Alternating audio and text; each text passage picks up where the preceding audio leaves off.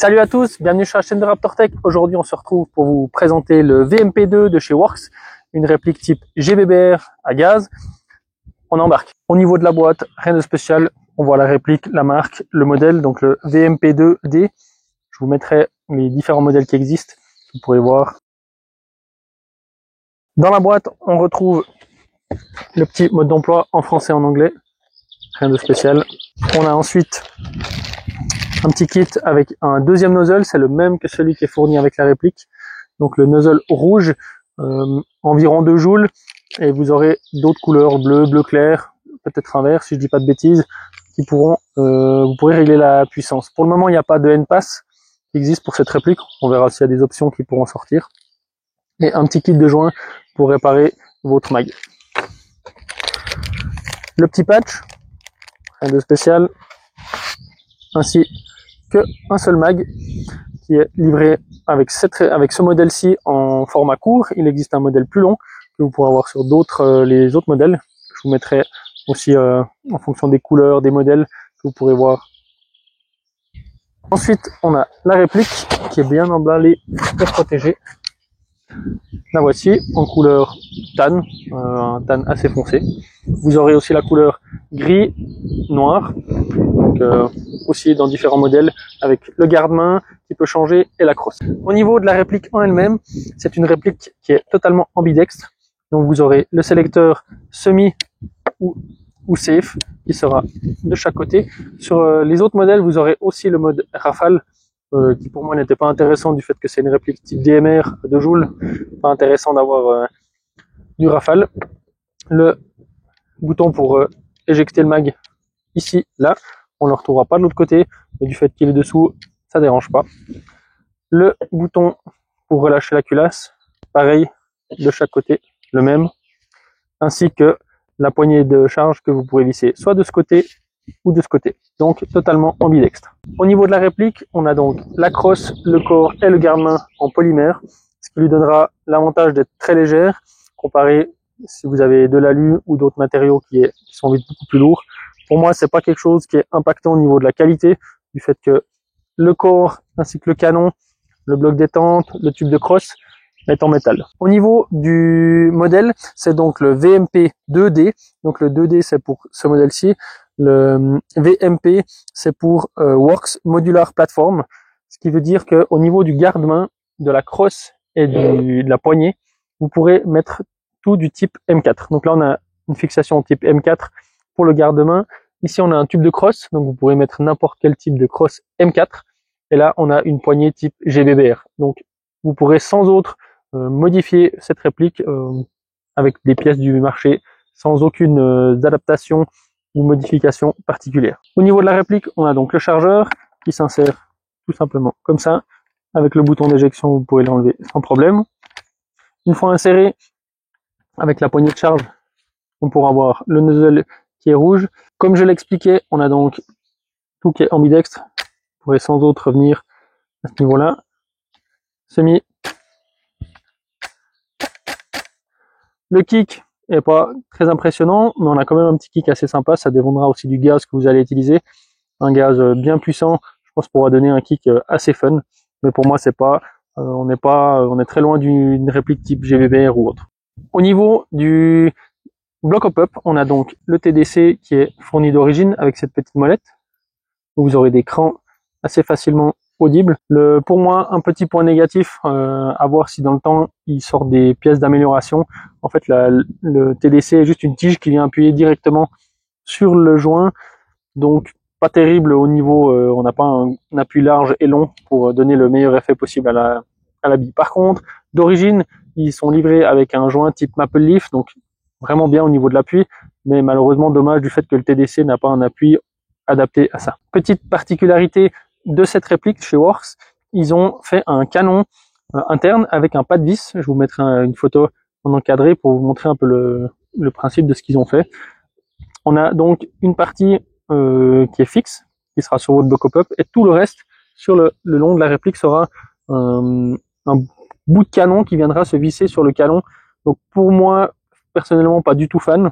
À voir au niveau des performances de tir, si ça impacte ou non la régularité. Je pourrais faire des tests Dans la vidéo, là, je vais faire les tests que full d'origine, je vais pas modifier, mais je pourrais voir s'il y a une grosse différence entre le canon d'origine qui est coupé en deux avec ce plat de vis et un canon standard, on va dire, qui est pas coupé en deux.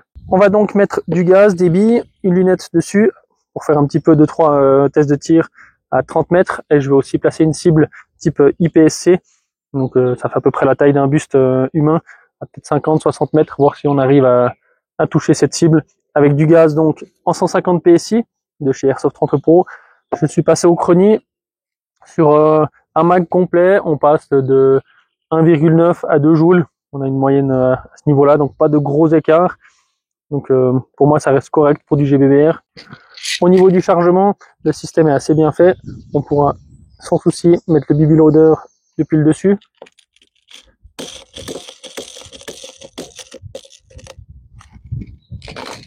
Et voilà, là vous aurez votre mag chargé. Moi je laisse toujours un peu de jeu, éviter de casser le nozzle. Au niveau du mag, on a donc une capacité d'environ 20 billes, après à vous de décider si vous voulez le charger jusqu'au bout ou non, mais environ une vingtaine de billes. Au niveau de la capacité de gaz, j'ai fait des tests à température ambiante, on peut tirer sans souci 50 billes, donc vous pourrez sans autre avoir des billes dans votre gilet avec vous pour recharger 2 fois le magasin en partie. Les tests de tir sur cible à 30 mètres, pas du tout concluants, il fait trop froid, trop de vent, donc là je suis parti, on a mis la cible à 30 mètres type IPSC, donc on aura plus de marge, on entendra mieux l'impact. Là c'est pas de chercher du groupement précis, ce sera de voir si on peut toucher une cible à 30 mètres et d'autres distances.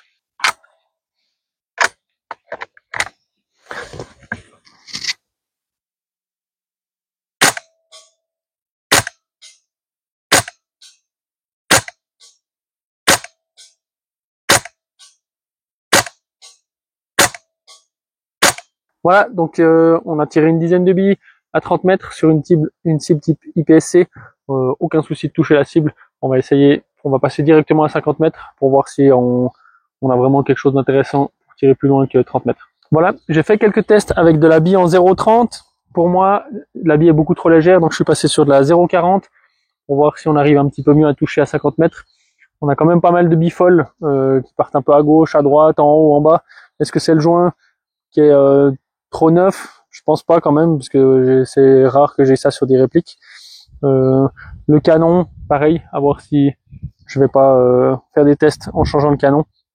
Mais je pense que c'est vraiment, ça vient vraiment aussi de cet appui qui est pas optimal. Donc là, on va faire des tests à 50 mètres avec de la 0,40, voir ce que ça donne.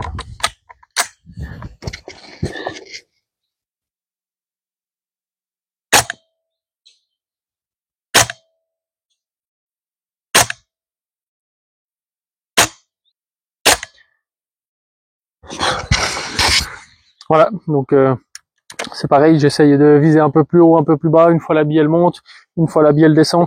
Il y a vraiment pas de régularité au niveau du tir. Donc pour moi, je vais vraiment changer ce canon, voir si je peux faire quelque chose pour le TDC. Mais à mon avis, il y a vraiment quelque chose à améliorer au niveau des performances. Bon, après ce test en extérieur qui n'a pas été super concluant, je me suis dit je peux pas vous laisser comme ça. Alors on se retrouve dans mon atelier. On va lui installer un canon 6,05 si je dis pas de bêtises. En tout cas, c'est un canon de précision de chez Poseidon. Je sais pas si vous verrez, c'est noté là, qui m'a toujours donné de très bons résultats. Donc, au moins, ça permettra d'enlever le facteur canon afin de voir si le problème vient peut-être du TDC, du canon ou d'autre chose, la constance de tir. Mais ça, je l'ai testé au chrony, j'avais pas de problème à ce niveau-là. Donc, comme ça, vous pourrez voir aussi un petit peu le démontage, comment ça se passe pour changer le canon. C'est relativement simple. Donc, je vais peut-être commenter en cours ou non. Il y aura un petit peu des zones accélérées pour pas que ce soit trop long pour vous. Et puis, on va voir ce que ça donne.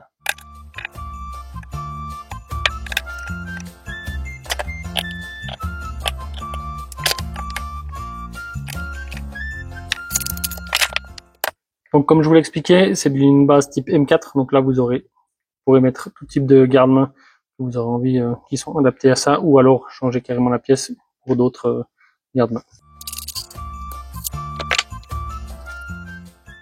Voilà ce que je vous expliquais. Donc on a juste cette petite partie, je sais pas si on va bien voir, qui appuie sur le hop-up. Donc à mon avis, on pourrait optimiser en mettant peut-être un appui plus long, plus large. Malheureusement, dans le bloc hop-up de ce que j'ai pu démonter, on n'a pas beaucoup de place. Donc à voir à futur s'il existe des autres roues crantées comme ça, avec un autre appui ou autre. Voilà, donc comme vous avez pu le voir, il suffit juste de démonter le garde-main, le canon externe, et puis on a directement accès au bloc pop-up et au canon. Ça c'est quelque chose qui est vraiment bien pratique, pas besoin de démonter la réplique.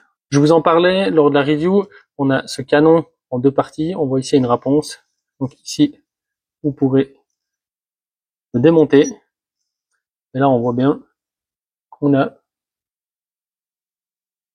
pas facile de cadrer, en même temps, de vous montrer. Donc là on a le pad vis ici, et là on a l'autre pad vis sur le canon. Donc moi pour ma part, pas spécialement fan de ce détail-là. Donc c'est pour ça que je me suis dit on va essayer de changer de canon, voir si on a quelque chose de mieux au niveau des performances.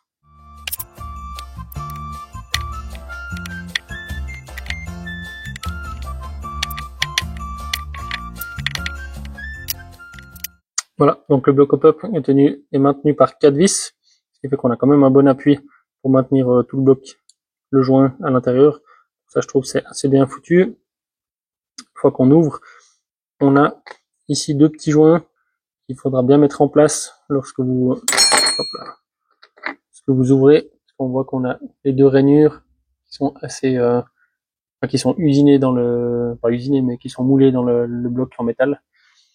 Donc ceux-ci devront vraiment bien être placés pour pas les abîmer. C'est ce qui fait que ça vous maintient le canon comme il faut. Donc là on voit bien, on a juste cette petite pièce là qui est vraiment minuscule au niveau du canon. Donc ça c'est un choix. J'ai pas eu la réponse du pourquoi ils avaient fait ce canon en deux parties. Donc c'est pour ça que je souhaite le changer, voir si c'est à cause de ça que les performances sont pas présentes. Au niveau du joint, comme je vous disais, c'est un type Maple Leaf avec la petite bague, on voit bien en métal ici. Et puis l'appui, on a un appui voilà, style Maple Leaf, rien de spécifique à ce niveau-là. Voilà, après un petit moment de Dremel, de lime pour agrandir et créer la nouvelle, c'est fait, c'est propre. Je vais contrôler, le canon tient dedans, il n'y a vraiment pas de jeu, ça c'est vraiment parfait. Mais juste la petite vidéo en pause, je suis après discussion, je la remettrai en conclusion, mais après discussion avec le magasin, on a pu constater en fait que le canon est compatible avec le bloc pop-up est compatible avec des canons d'autres marques d'origine, donc pas besoin de faire de modifications ou d'adaptations compliquées. C'est vraiment juste certaines marques ont les rainures, d'autres pas. Donc ça a juste fait un petit faites bien attention si vous voulez changer le canon, de bien regarder que celle-ci soit compatible avec le bloc pop-up. Donc maintenant, on va pouvoir procéder au remontage. On va vérifier si ce que j'ai fait est bon ou non. Donc comme je vous disais, bien faire attention de mettre ces deux petits joints à leur place. Voilà, comme je vous disais, ça tient bien. Je remets le deuxième. Voilà. Une fois fermé, il n'y a pas du tout de jeu au niveau du canon. Je peux pas le bouger en avant en arrière. Donc c'est parfait. Donc on va remonter le tout. On va contrôler que tout est en ordre. Et puis ensuite, on se retrouvera à nouveau à l'extérieur. Je vais retourner pour faire des tests de tir.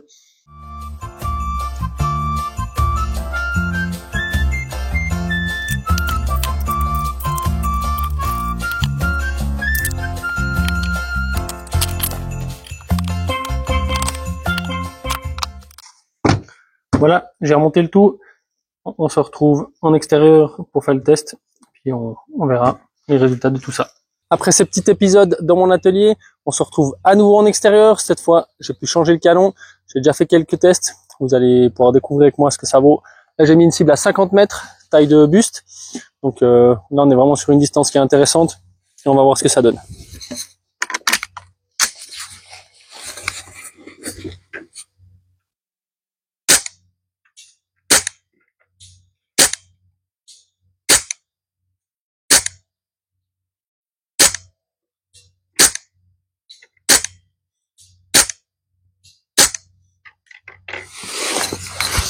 Voilà, le résultat parle de lui-même. 50 mètres, toutes les billes dans la cible. Voilà, on arrive au bout de cette vidéo. Je vais juste refaire une petite mise au point au niveau du canon interne. Après discussion avec Julien du Blue Back Shop, on a pu voir en fait que le bloc hop-up était compatible avec pas mal de canons. C'est juste les canons que moi j'avais chez moi, sûrement des anciens modèles, n'avaient pas les rainures adaptées pour ce bloc hop-up. Mais on a pu voir que le canon Maple Leaf, j'ai aussi pu voir du PDI et sûrement plein d'autres marques ont les rainures adaptées pour venir se mettre sans aucune modification. Donc j'ai pu moi changer, adapter un canon pour les tests pour vous montrer que la réplique fonctionne vraiment très bien avec un canon, que ce soit même un canon d'origine mais d'une autre marque. C'est juste que celui-ci avec cette histoire de double partie, malheureusement les performances sont pas très intéressantes. Mais une fois le canon changé, pour moi c'est une réplique qui est vraiment très intéressante. Au niveau du tarif, on est dans les entre 400 et 500 $, ça dépend le modèle, dans quel shop vous achèterez votre réplique. Donc à vous de voir. Pour moi, vraiment une très bonne réplique. L'aspect polymère est assez fun, ça nous donne une réplique très légère. Les performances sont là, solidité à voir dans le temps, mais pour moi, il n'y a rien à critiquer sur cette réplique d'origine. Vraiment, ça fonctionne très bien. Encore un grand merci au Blue Back Shop de m'avoir prêté cette réplique, pour avoir pu la présenter pour vous. Et puis, bien entendu, comme toujours, si ça vous a plu, vous lâchez un petit like.